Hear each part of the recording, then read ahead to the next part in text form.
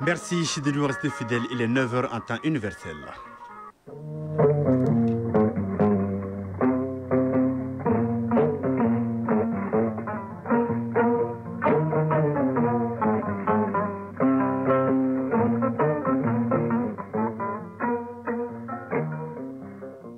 Le journal, Mohamed Diarra.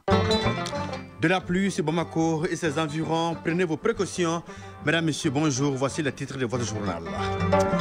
Les ministres en charge de l'action humanitaire de la sous-région reçus par le président de la transition, nommé président de la Confédération AIS au centre des échanges, le déroulement des travaux du premier forum humanitaire qui s'achève d'ailleurs cet après-midi ici à Bamako. Quand on l'entend, la fille patriotique Vivre l'hymne national du Mali a été adoptée par l'Assemblée nationale sous la Première République le 9 août 1962. Cela fait exactement 63 ans. Dans le grand format de la rédaction, nous vous parlerons des refrains et couplets de l'hymne national avec Alpha Maïga. Le dossier culture nous amène à Mopti pour parler de cette identité, j'allais dire ce symbole, le kassa, un tissu fabriqué à partir de poils d'animaux. C'est un dossier réalisé par Boubacar Sankaré de notre bureau régional de Mopti. À suivre la paille des sports avec le championnat d'Afrique des Nations Chan 2024. L'Afro-Basket masculin 2025, la sélection malienne est bien arrivée à Angola et a même livré un match amical.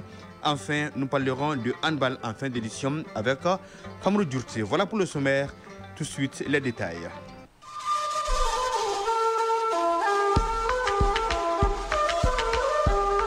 AES, actualité.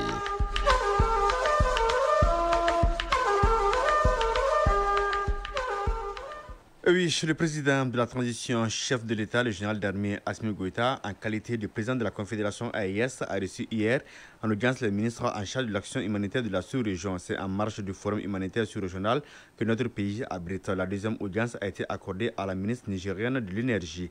La synthèse de ces deux audiences avec Aloussine Touré. Le Forum humanitaire est une initiative des États de la sous-région pour faire face aux conséquences désastreuses de la crise sécuritaire qui sévit dans nos pays et qui a provoqué des déplacements de population. Les ministres en charge de l'action humanitaire du Niger, du Burkina, du Mali, de la Mauritanie, du Tchad et du Togo ont cru bon de rendre compte au chef de l'État des fruits de leurs réflexions. Selon la ministre togolaise en charge de l'action humanitaire, une synergie d'action est nécessaire entre les États de la sous-région dans une approche combinée des ressources et des stratégies. Professeur Kosiwa Zenzu Klasu, ministre de l'Action sociale, de la solidarité et de la promotion de la femme du Togo. Nos échanges ont porté effectivement sur le mécanisme et sur la manière dont l'aide, l'assistance se fait à l'endroit des populations vulnérables et réduire tant soit peu les charges. Nous n'avons pas assez de ressources, mais nous en avons. Il faudrait que leur utilisation se fasse à bon escient au niveau de la Confédération et au niveau de la sous-région. L'intégration régionale est également au centre de la mission de la ministre nigérienne de l'énergie. Porteuse de messages du chef de l'État nigérien à son homologue du Mali, elle a évoqué avec le chef de l'État l'initiative d'un projet énergétique basé sur le charbon. Un projet qui, mis en œuvre, répondra efficacement aux besoins énergétiques des pays de l'AES. Hawa Amadou, ministre de l'Énergie du Niger. C'est un projet ambitieux, intégrateur, d'une capacité de production électrique de 5200 MW modulaire.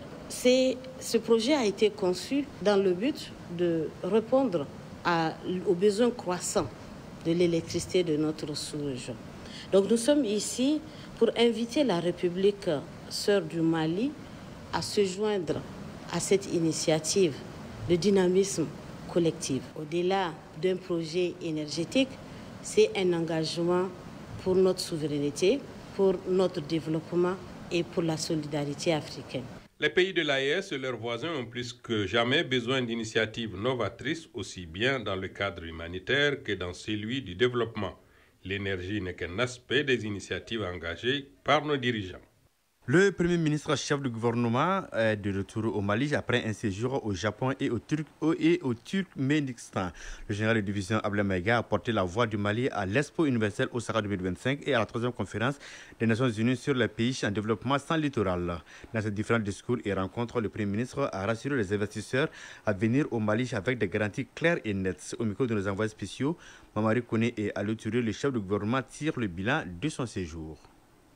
Sur l'instruction de son Excellence le général d'armée Assimi Goïta, président de la transition, chef de l'État, le Mali a participé à l'exposition universelle à Osaka 2025. Le Mali, à l'instar d'autres pays, a pleinement joué son rôle, apporter des solutions sur l'une des problématiques à laquelle l'humanité fait face, à savoir la question environnementale. À côté, nous avons également organisé un business forum entre les opérateurs économiques maliens et les opérateurs économiques du Japon. Nous avons également rencontré la communauté malienne établie au Japon pour leur donner des nouvelles du pays et ensuite prendre note des préoccupations auxquelles ils font face. À l'heure du bilan, nous pouvons le dire très clairement que la visibilité de notre pays sur la scène internationale s'est accrue à travers notre participation à l'exposition universelle, coïncide avec l'année de la culture dans notre pays. Le public japonais et d'autres participants ont pu apprécier le savoir et le savoir-faire de nos artistes et de nos artisans. Ce qui reste à faire, c'est globalement de suivre les dossiers jusqu'à l'aboutissement des différents projets. Concernant le Turkménistan, sur invitation de son Excellence le Président de la République du Turkménistan, son Excellence le Général d'armée Assimi Goïta, bien entendu, a été invité à participer à la 3e conférence des pays en développement sans littoral. Au cours de cette conférence, pas seulement le Mali, je pense que les chefs d'État de la Confédération de l'AES, en plus de son Excellence le Général Goïta, donc son Excellence le Capitaine Ibrahim Traoré, et son Excellence le Général d'armée Abdourahmane Tchani, ont convenu de faire un discours unique dans lequel la Confédération de l'AES a eu l'occasion de dire au reste des pays en développement sans littoral leur vision et surtout les difficultés qu'ils ont traversées. C'est-à-dire c'est l'instrumentalisation de l'enclavement comme étant un moyen géopolitique entre les mains de certains pays voisins, d'inviter dorénavant la communauté internationale à être assez vigilante. Ensuite, l'occasion était bonne de discuter des voies et moyens pour trouver des solutions aux problématiques que connaissent les pays sans littoral, notamment les coûts d'approche élevés, des questions d'approvisionnement, des questions d'infrastructure. En marge de cette conférence, nous avons eu l'honneur d'être reçus en audience par son Excellence le Président du Turkménistan. À l'issue, bien entendu, il a prodigué des sages conseils. À l'heure du bilan, ce que nous pouvons retenir, forcément, la visibilité de l'AES sur la scène internationale s'est également accrue. Et à la différence des autres pays, c'est l'occasion de saluer l'universalité et la noblesse du combat porté par les pères fondateurs de l'AES aujourd'hui qui se battent afin que les pays en développement sans littoral ne puissent plus jamais être victimes de la violation du droit d'accès à la mer et depuis la mer. Oui, c'était là donc le Premier ministre qui tirait le bilan de son séjour donc au Japon et au Turkménistan. Au Burkina Faso, sur le mois d'août, c'est celui des indépendances Tchatcha. Le balai des fêtes des indépendances rythme sur mois, jadis bien arrosé par des grandes pluies. C'est ce que nous dit notre confrère de Radio Burkina, Charles Kendrebe-Ogo. Si vous aviez joué les chiffres 5, 7 et 11, vous auriez gagné le ticket des indépendants Tchatcha du mois d'août. À tour de rôle, Maurice Yamiogo de la Haute-Volta, Félix Houphouët-Boigny de la Côte d'Ivoire et François Tombalbaye du Tchad ont proclamé l'indépendance de leurs pays respectifs. C'était l'aboutissement d'une longue lutte menée par des générations, lassées de défiler chaque 14 juillet sous le drapeau de leurs ancêtres les Gaulois. L'euphorie de ces peuples noirs était palpable lorsqu'ils brandissaient enfin leur propre drapeau, chantaient leur hymne national et arboraient leurs armoiries, symboles de leur africanité retrouvée. Cependant, ce qui fut présenté comme une indépendance s'est vite transformé en une série d'accords coloniaux déguisés. Le cheval de Troie des indépendances avait pénétré les esprits. Le sentiment d'être libre dissimulait mal la réalité d'une nouvelle phase de reconquête de nos souverainetés. Tant que nous défilions, dansions et évitons de remettre en question ces accords léonins, on nous disait de l'autre côté que nous étions indépendants. Les subtilités du pouvoir colonial ont été de punir les audacieux, ceux qui osaient réclamer une indépendance véritable. Comme le disait Thomas Sankara, le père de la révolution burkinabé, tuer Sankara, il en naîtra des milliers. La semence enfouie en terre ce 15 octobre a désormais germé. L'arbre de la véritable indépendance commence à se dessiner. L'autodétermination et la conquête d'une souveraineté réelle s'installent progressivement dans les cœurs. La flamme de cette aspiration doit être entretenue par les millions de Burkinabés pour qu'elle ne s'éteigne jamais. Vive nos indépendances réelles. Et maintenant, il est temps de retenir de nouvelles dates pour marquer notre véritable émancipation. Tout à fait. Le président de la République du Tchad, le maréchal Mahamat Idriss Déby Itno, a effectué une visite de 48 heures au Niger. Au cours de cette visite, les deux chefs d'État, tchadiens et nigériens, ont eu un tête-à-tête suivi d'une séance de travail élargie aux membres des deux délégations. Une rencontre placée sous le signe de la coopération et de la solidarité entre le Niger et le Tchad, liée par l'histoire, la géographie et les défis communs. Le point avec Sakina Abdou. Placée sous le signe du dialogue, de la solidarité et d'un engagement partagé pour la paix et le développement, cette visite a été marquée par un tête-à-tête entre les deux chefs d'État au palais présidentiel.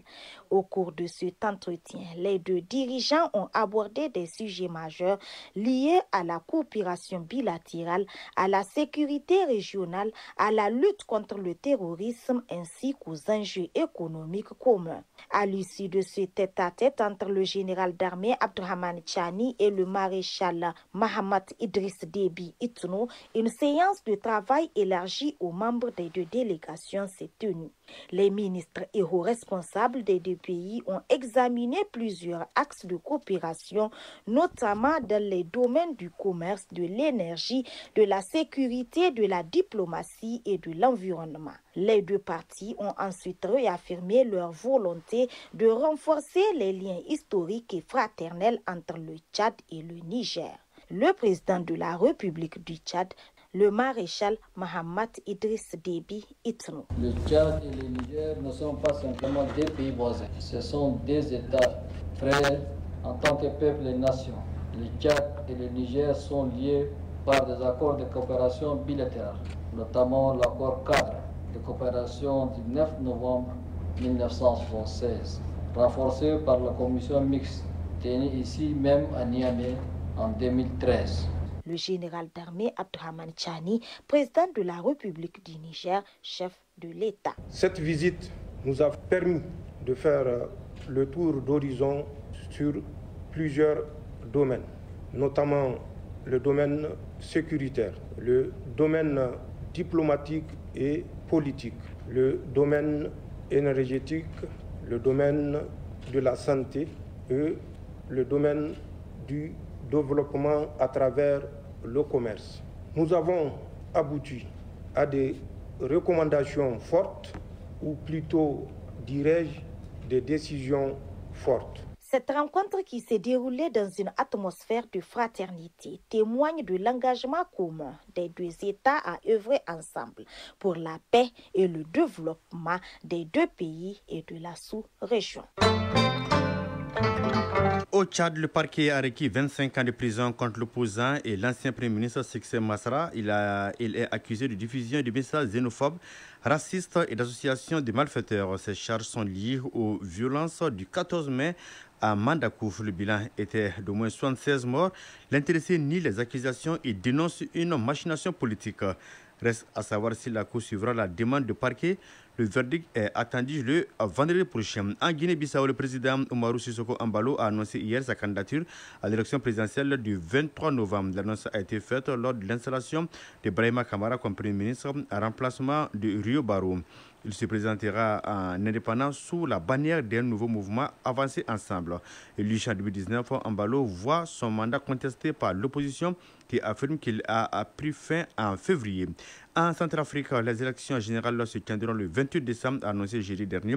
L'autorité nationale des élections, les scrutins présidentiels, législatifs, régionales et municipales auront lieu simultanément. Environ plus de 2 millions d'électeurs sont attendus, dont 749 000 nouveaux inscrits. Le président Faustin Archange Touadéra briguera un troisième mandat malgré les contestations de l'opposition. Ce mandat est rendu possible par la nouvelle constitution adoptée par référendum en 2023. Elle supprime la limite et porte la durée du mandat présidentiel à 7 ans renouvelable. L'ONU a alerté hier une menace d'épidémie de choléra au Darfour, au Soudan et dans les camps de réfugiés au Tchad. À Iridimi, beaucoup n'ont pas accès à l'eau potable ni à des installations sanitaires. Ces conditions accroissent le risque de propagation de la maladie. Selon l'OMS, le choléra est une infection hydrique très contagieuse à évolution rapide. Il provoque des diarrhées, une déshydratation sévère et peut tuer en quelques heures sans un traitement. La suite de cette édition juste après ce générique. Oui, quand on entend la fille patriotique vibre, l'hymne national du Mali a été adopté par l'Assemblée nationale sous la Première République en 9 août 1962. Cela fait exactement 63 ans. L'hymne national du Mali est annonciatrice des symboles de l'État. Que ressentez donc quand vous entendez la chanson en l'honneur du Mali? Quelle partie de l'hymne national vous convainc au patriotisme? Élément de réponse dans ce grand format signé Alpha Maïga.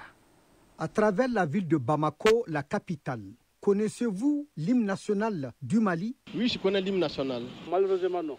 Non, je suis pressée, désolée. Oui, je sais. Je connais. À ton appel, Mali. Des avis divergents. Et pourtant, chaque citoyen malien doit connaître l'hymne national.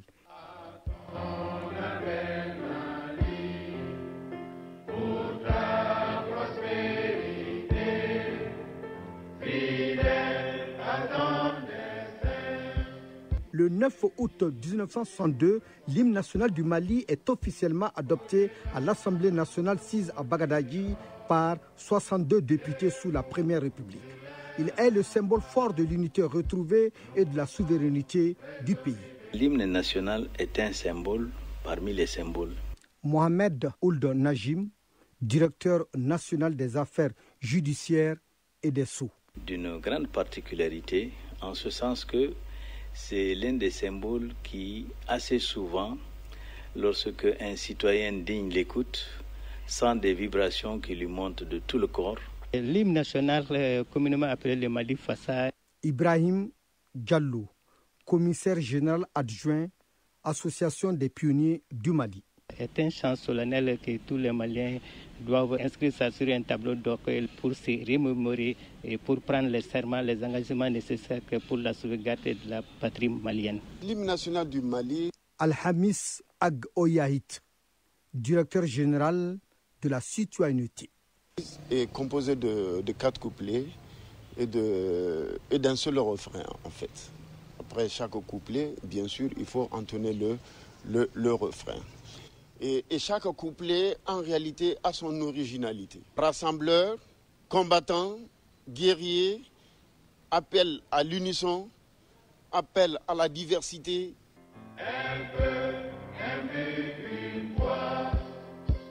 Composé par Seydou Badian Kouyaté, pour l'Afrique et pour toi, Mali, résonne à chaque cérémonie, appelant au travail, à la solidarité et à la défense de la patrie. Ceux qui l'ont écrit. Al-Hamis Ag Oyahit, directeur général de la citoyenneté.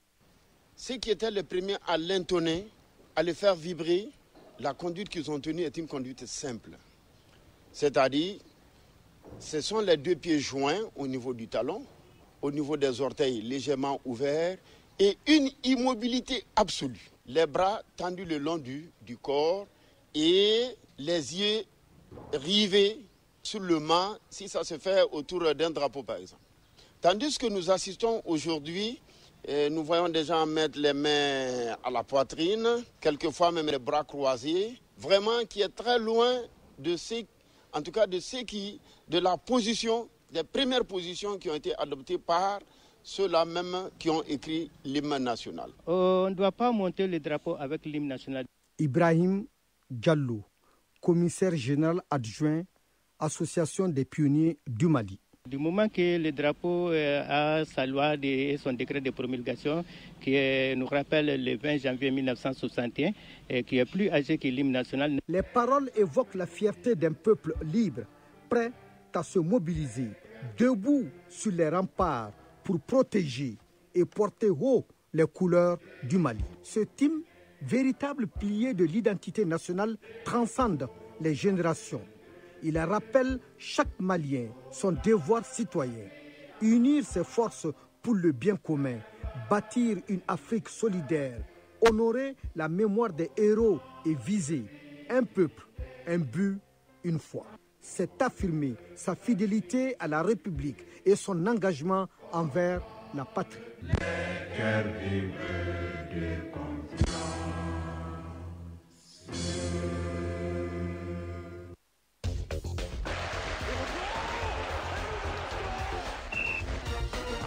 Oui, c'est l'hymne national donc, qui résonne également dans les terrains donc, du sport. On parle donc sport. Les matchs de groupe du championnat d'Afrique des Nations CHAN 2024 se poursuivent. 2 rencontres sont au programme cet après-midi. En Afro-Basket masculin 2025, la sélection malienne est arrivée en Angola où se déroulera le tournoi du 12 au 24 août. En handball, les finales du championnat national senior hommes et femmes se disputent ce samedi dans la salle Abdallah Mahaman Aïdara du stade du 26 mars. La synthèse avec Fambrou Djourti. Sigi Dekai COL et USFAS COM sont les affiches des finales du championnat national 2025 de handball. Dès 15h ce samedi, les femmes ouvriront le bal avec un duel entre le Sigi Dekai et le centre omnisport de Lafiabougou COL. Deux équipes jeunes et dynamiques qui s'étaient déjà affrontées en phase de poule avec une victoire du COL 36-28. Ensuite, à partir de 17h, le choc tant attendu chez les hommes mettra aux prises l'USFAS et le centre omnisport de Missabougou COM. Les deux formations sont jusque-là invaincues. Leur performance tout au long de la compétition présage une rencontre de haut vol. Que ce soit pour les femmes ou les hommes, la bataille pour le titre s'annonce acharnée. Rendez-vous donc ce samedi dans la salle Abdallah Mahaman Aïdara du stade du 26 mars pour vibrer au rythme de deux finales explosives. Afro-basket masculin Angola 2025, les aigles basketteurs du Mali sont déjà sur le sol angolais. Quelques jours après la médaille d'argent de la sélection féminine décrochée à Abidjan, les Maliens attendent une performance meilleure que celle réalisée par les dames. Pour cela, les basketteurs maliens devront aller chercher le trophée en Angola, ce qui serait une première pour notre pays dans la compétition. Avec à sa tête le charismatique entraîneur, également directeur technique national El Hadji Diko, la sélection masculine du Mali a tout pour rayonner et faire rêver plus grand tout un pays. Nous avons des ambitions et nous ferons tout pour atteindre nos objectifs, déclare le technicien malien. Tournoi qualificatif zone Ouest A, championne du Mali, l'Union sportive des forces armées de sécurité, USFAS, a connu son premier revers lors de la deuxième journée dans le tournoi. Opposé au Ram Kamara FC de la Sierra Leone, les Maliennes ont été battues par le strict minimum 1-0. Après un succès prometteur face à l'Aigle de la Médina lors de la première journée, l'USFAS n'a pas réussi à concrétiser ses occasions et a été puni par un but décisif des Sierra-Léonaises à la 34e minute de jeu. Ce résultat relance complètement la lutte pour la première place qualificative pour la prochaine Ligue des champions féminines de la CAF. D'autant plus que l'Aigle de la Médina, battu lors de la première journée, s'est imposé également face à Berewilling FC de la Gambie. Les Determined Girls du Libéria étaient exemptés de la deuxième journée. Le classement provisoire se présente comme suit. Premier, Ram Kamara FC 4 points, deuxième ISFAS 3 points plus 1, troisième Aigle de la Médina 3 points moins 1, quatrième Determined Girls du Libéria 1 point et cinquième Berewilling FC 0 points. L'ISFAS fera sa troisième sortie lundi 11 août contre les Determined Girls du Libéria. Toujours en football, pour se préparer aux compétitions interclubs de la CAF, le Stade malien et le Djolobassé, respectivement champions et vice-champions du Mali la saison dernière, se sont mis en stage bloqué. Le Stade malien jouera la Ligue des champions tandis que le Djolobassé représentera le pays en Coupe CAF. Ce vendredi 8 août 2025, les Blancs de Bamako ont quitté la capitale pour Bougouni où ils passeront 15 jours de préparation. Le nouvel entraîneur du club de Sotiba, Moril Mezak Njoya, fait profiter de ce moment d'isolement pour mettre son équipe en forme avant la nouvelle saison. Le Djolobassé de son côté a lancé son programme depuis le 20 juillet. Les Rouges ont prévu 3 semaines de stage au stade du 26 mars, puis 2 semaines au stade de Koulikoro. Ils participeront ensuite au tournoi national de Kankan en Guinée, tout comme le stade malien de Bamako. Le club de Yeremakono rêve plus grand pour la nouvelle saison, à savoir gagner la Coupe du Mali, le championnat et surtout la Coupe CAF. Autrefois rare au Mali et surtout pratiqué par l'AS Bakarijan de Baraouri, le stage bloqué devient aujourd'hui une méthode privilégiée par les grands clubs maliens pour se préparer aux défis continentaux. Terminons avec le CHAN 2024. La troisième journée des poules du championnat d'Afrique des Nations débute ce samedi, occasion pour certaines sélections de se relancer ou d'autres de se rapprocher de la qualification pour les quarts de finale. Avec une situation dans le groupe encore serré, la troisième journée s'annonce intéressante ce samedi. C'est vers le groupe B que les regards seront tournés. Un duel des mal classés entre la Mauritanie, 4e avec 1 point en 2 matchs, et la République centrafricaine, dernière de la poule, 0 point, qui va faire sa deuxième sortie. Page Mali Culture 2025. Dans la région de Mopti, où la tradition se tisse avec le quotidien, le vêtement en laine communément appelé kassa n'est pas qu'un simple habit.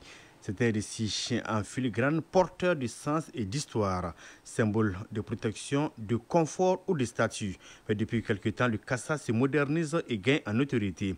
Les tailleurs en confectionnent plusieurs modèles et les vendeurs se frottent bien les mains. C'est ce que nous dit chez Boubacar Sankare qui a rencontré les différents acteurs. Le boubou kassa ou encore gonjuru en langue peul est un style vestimentaire identitaire peul bien particulier dans la région de Mopti. Il est fait à base de laine de mouton et de fil. Ce habit se porte au quotidien et lors des cérémonies religieuses, traditionnelles et culturelles. Derrière sa confection se cache tout un processus. Ibrahim Hamadoun Samba Djiga, Tissera. Les kassa, les laines peuvent être de couleur blanche ou noire. Elles peuvent aussi être teintées à d'autres couleurs. Et ce sont ces laines qui sont rassemblées et tissées pour confectionner les kassa. Il y a beaucoup de types de kassa avec des motifs et couleurs variés comme la couverture ou le boubou. Après le tissage, le kassa est présenté chez le tailleur pour y être cousu. Sidi Dramé, couturier. Il y a plus précisément en base de laine et il y a aussi le kassa qui est typiquement traditionnel qu'on fait en base de peau des animaux. À la faveur de la semaine artistique et culturelle de Mopti 2025, le kassa a été valorisé et gagne en notoriété. Présentement, on fait toutes sortes de coutures avec les kassa, toutes sortes de modèles. Les jupes complets, les vestes, les chemises, les grands boubous, les habits de cérémonie. On peut faire tous les modèles avec les kassa. Pour les vendeurs, au-delà d'une simple marchandise, le kassa, c'est une valeur ajoutée pour les commerçants d'habits. Abdoulaye Sissé, vendeur de kassa. Cette vente, ça se passe bien, alhamdoulilah. Les kassa, les gens sont en train de les valoriser actuellement. Oui, et nous vendons des différents kassa et des tapis aussi pour les décorations de la maison. C'est fait à base de kassa aussi. Bon, en dehors de la vente, ça valorise la culture malienne aussi parce que le kassa est sur le point de disparaître.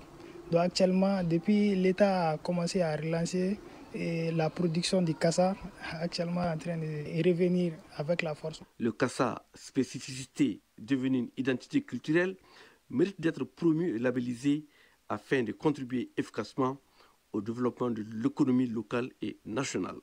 Mopti, Boubacar Sankare et Djakale Traoré pour leur thème.